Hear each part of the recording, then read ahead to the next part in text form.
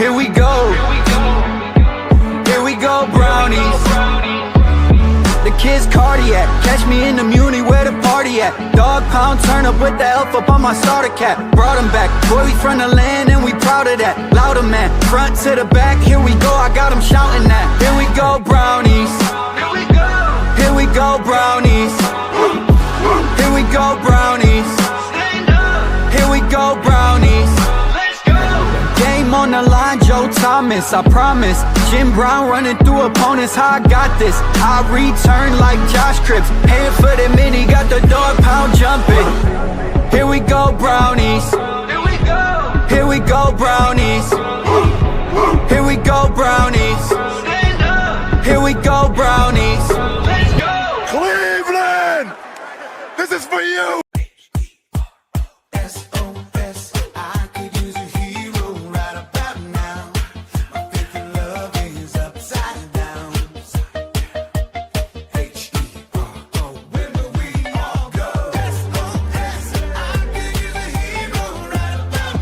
Mr. Heroes turning 60. We're proud to have served your favorite cravings for 60 years in celebrating what we do best. Thanks, Ohio. I crave a hero. Welcome in, everybody, to another episode of the Here We Go Ranks podcast. I'm Allie Ellery, coming at you live from Pensacola, Florida. Join with me as always. We've got Dustin in Cleveland. Dustin, obviously, very disappointing today. It was a kind of a nasty weather. Obviously, you were there. You were freezing your butt off, I'm sure. Browns come away with a loss to the Niners, 26-8. They were in it until they weren't. Special teams was a disaster. Let's get into it. Your kind of quick thoughts. I mean, first off, paint the picture. You were there. Tell us about the experience. Yeah, I got to tell you, it was great. I got to see the vertical arm of Shedeur Sanders again. I was like, we have to be a little aggressive going into halftime. I don't like the defense giving up that touch, to make it 10-8 going into halftime. But I got to tell you, I felt pretty damn optimistic at halftime. The Browns were in this game. The defense, bend, don't break in this first half. So I was pretty happy about that. I think most people liked what they were seeing from their Cleveland Browns. And then, we're going to get into it, but the special teams just was a catastrophe in the second half, giving them a short field on the 20-yard line. Like, what the hell are we doing here? And that was kind of the tale of two halves for this Browns football game. Very competitive half. Browns were doing what they needed to do on offense. Defense was keeping them in the game. And then this was a tale of two different teams in this game. And so I'm not sure how the special teams coach keeps his job after today. I got to witness it firsthand in New York with the punt and the kickoff return. Like, this is unacceptable. To your point, we talked about this offline. You can't be doing stuff out of bounds. That was a free 15 yards that you just gave away when you make that catch. It's unfortunate that just rears its ugly head every single week. Special teams is such a glaring issue on this football team, and there's only one way to fix it. Yeah, it's true. Like we said offline, it's not Bubba Ventrone is not the one out there making these plays, but it's obviously still he's the position coach. He's the one kind of taking the heat for this, as he should. My issue isn't so much with the muffed punt. Obviously, that's just an unfortunate situation. Kind of a weather. It's a weather game. The wind was nasty. Yeah, very nasty.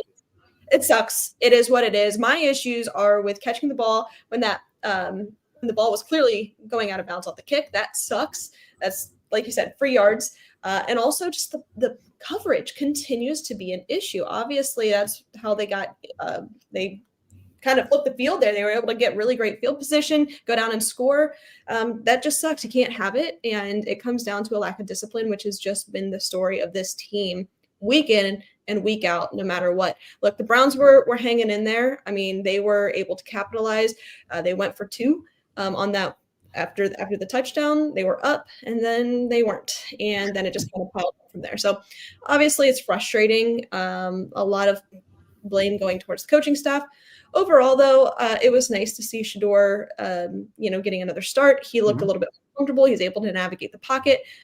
Week in and week out, I'm seeing more from him that I'm feeling optimistic about.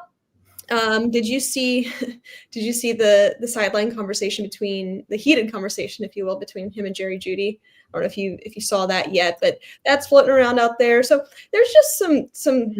But that's okay though, right? Like that's a wide receiver kind of in the trenches talking to his quarterback. Like that, I'm okay with that at the end of the day. That means at least you give a damn. You know what I mean? Like to me, that's just like, there's going to be those kind of things. I mean, hello, Tom Brady is 7-time quarterback, Super Bowl winners, getting in heated conversations with his wide receivers, right? Like whatever. Like it is. My issue is with Jerry's consistent attitude. I mean, if you want to get into that, like that's a whole other. He was the one giving it to Shador. It's not Shador handing it to him. It was Jerry in his face, and that's what I kind of have a problem with. And it's look, we weren't there. We don't know what was said, but just continued frustration, and it's just piling as obviously the NFL season kind of continues here. But let's get into it. Let's unpack the stats, if you will, real quick.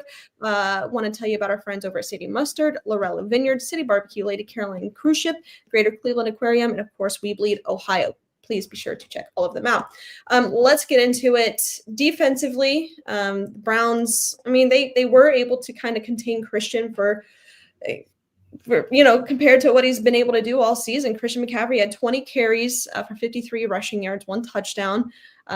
He was averaging 2.7 a pop. That's pretty good. You can't ask for much more in terms of that. Brian Robinson Jr., 8 carries for 26 yards. Obviously, Brock Purdy had a rushing touchdown. You don't like that. George Kittle, he was the leading receiver, 4 catches for 67 yards. Juwan Jennings, 4 for 39. And then McCaffrey, 4 for 21. So, I mean, it wasn't like the Niners were just blowing the Browns away offensively. Brock Purdy, 16 of 29 for 168, 1 touchdown. He was sacked once. And then, of course, the Browns offense, Shador Sanders, 16 of 25 for 149, 1 touchdown. He was sacked 3 times. Quinshon had a pretty good day, 23 carries for 91 yards. He was averaging 4 a pop. Dylan Sampson, who continues to just shine, 4 for 23. His speed is, really, really nice to see. He had a couple of big ones there. He had his longest was 9. Quinshon's longest was 17. Harold Fannin Jr., 3 catches for 43 yards and a touchdown. Jerry Jeudy, 3 for 26. So, I mean, nothing really blown you out of the water from either of these two teams offensively. But just one highlight continues to be this rookie class, Dustin. We mentioned Harold Fannin Jr., Shador Sanders, Dylan Sampson, Quinshon.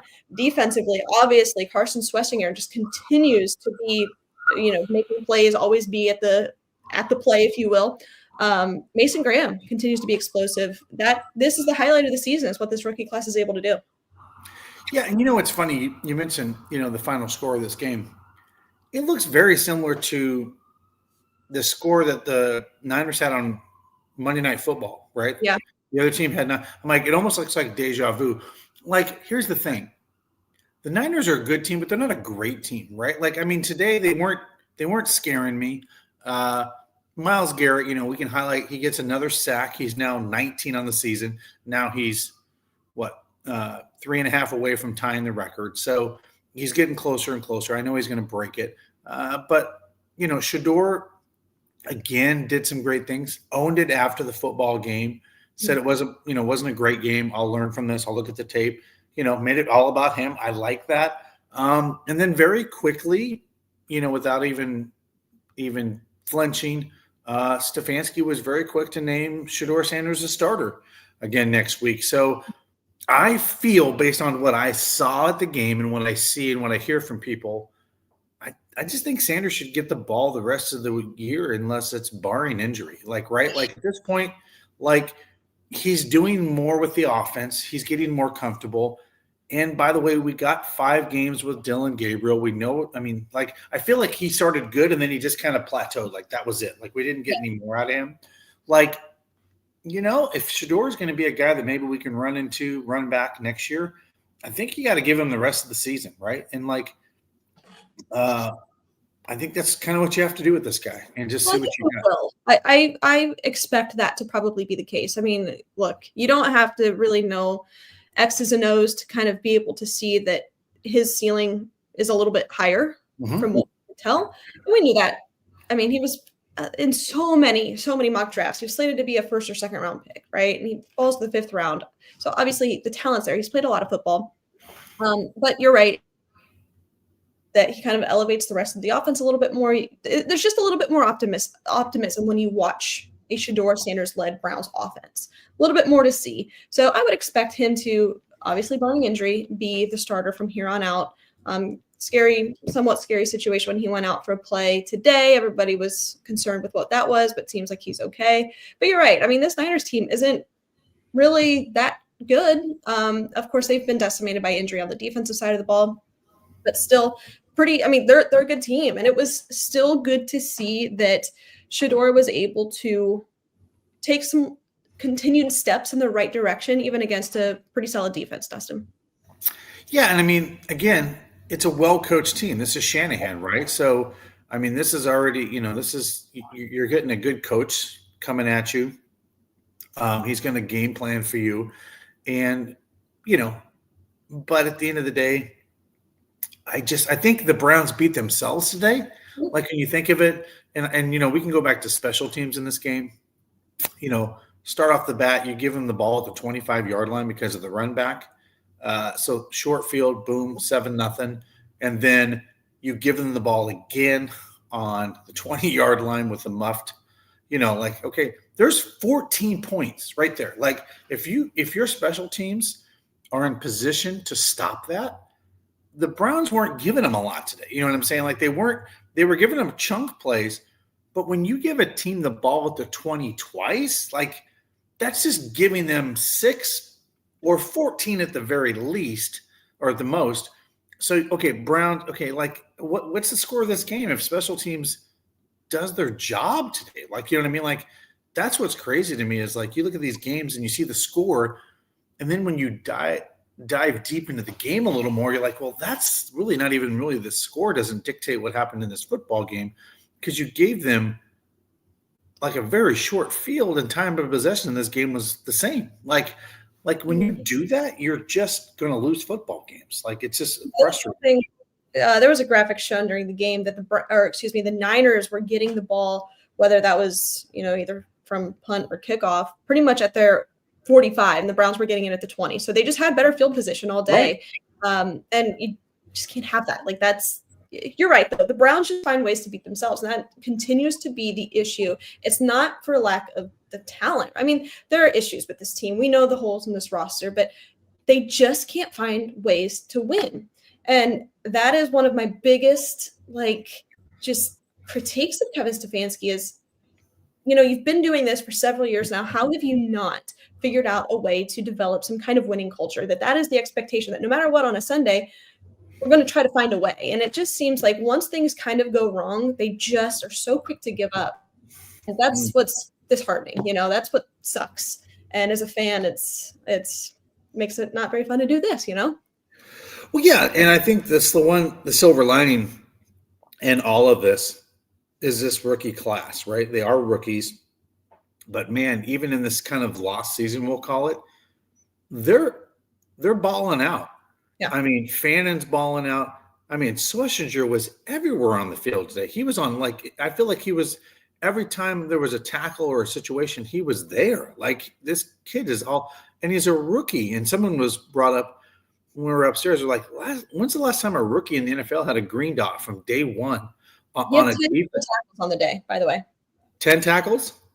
Yeah. I mean, I'm not shocked by that because every time I looked up, he was in on the play. Like he was the guy that was around the ball. So, I mean, think about that. He's a rookie. What's he gonna look like next year with the whole offseason and training camp? Like this kid's gonna be special. And then Fannon's obviously gonna get more touches. Mm-hmm. And Quinshon's already looking to be a star. I mean, I know I'm a big Ashton Genty fan, but hey, I'll just call it for what it is. Quinshon Judkins has the most rushing the most yards for a rookie this year, and he didn't play one game. He played one less game than Ashton Genty. So he's proving to be that guy, right? So, and then Mason Graham the last 2 or 3 weeks, I see big improvement in him. Like I'm excited, the way he's starting to take off. Like this team, when we look at it next year, if we can hit on some draft picks again next year, we got something really good that we're building here. And it's just going to come down to who that quarterback is. I mean, unfortunately, that's like the 800-pound gorilla, elephant, whatever you want to call it in the room. The Browns, I mean, and that's just the truth. you live or die with your quarterback. But I mean, I think that's really the problem with the Browns, because you go out and you get an offensive tackle and some wide receivers, like you got something special you can build on offense for sure with Judkins and to your point, Sampson. I mean, look at him. He's starting to really blossom. I mean, that could be, I was talking about it today with Dylan and Judkins. You could turn this into that 1-2 punch that you had with Kareem Hunt. You could recreate that, because these guys can really be that if the offensive line can get better and be that kind of team that wears teams down in the third and fourth quarter. That's, I think, what we can build here. And by the way, we were doing that in the first half, because Judkin was getting 7 and 6 yard chunks, like boom, boom. I'm like, hey, that's the old Browns of 2023 right there. Those big That's chunks. the issue, though, is the offensive line. Unfortunately, we'll have a lot to talk about on Wednesday.